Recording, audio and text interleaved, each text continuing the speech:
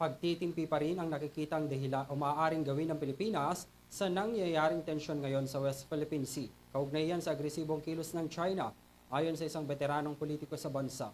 Sabi ng alkalde, hindi pa natin kaya sa ngayon sakali mang magkaroon ng hindi inaasahang pagkakataon sa pagitan ng China at Pilipinas.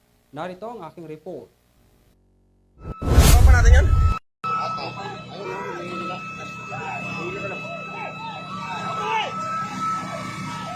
Sa kabila ng mga agresibong ikinikilos ng China sa West Philippine Sea, gusto pa rin ni Mandaluyong City Mayor Benjamin Abalos Sr. na idaan sa diplomatikong pag-uusap ang tumataas na tensyon ngayon sa ating mga karagatan. Sa ginanap na balitaan forum ng MACRA sa Port Harbor, Manila, binigyang diin ni Abalos bilang isang abogado at veteranong politiko hanggat maaari raw ay pagtitimpi muna sana ang gawin ng Pilipinas. Pero aniya, bilang isang Pilipino, kailangan protektahan ang ating mga teritoryo sa mga posibleng banta sa ating seguridad. Bagamat mayroon daw mga kaalyado ang Pilipinas gaya ng Amerika, sakaling humantong sa hindi inaasahang pagkakataon, hindi raw natin alam kung kailan tayo tutulungan. Baka wala na tayo lahat bago dumating tulong na Amerikano. Remember when MacArthur said, I shall return? When did he return? 4 years after. Devastated na tayo. Lahat tayo mukhang hapon na.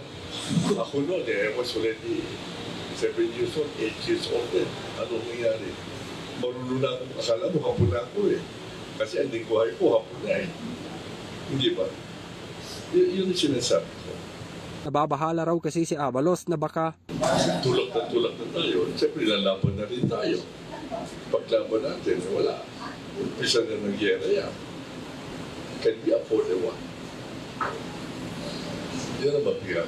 Totoo yun. Ang sarap mamatay ng dahil sa bayan. Timpi pagtitiis.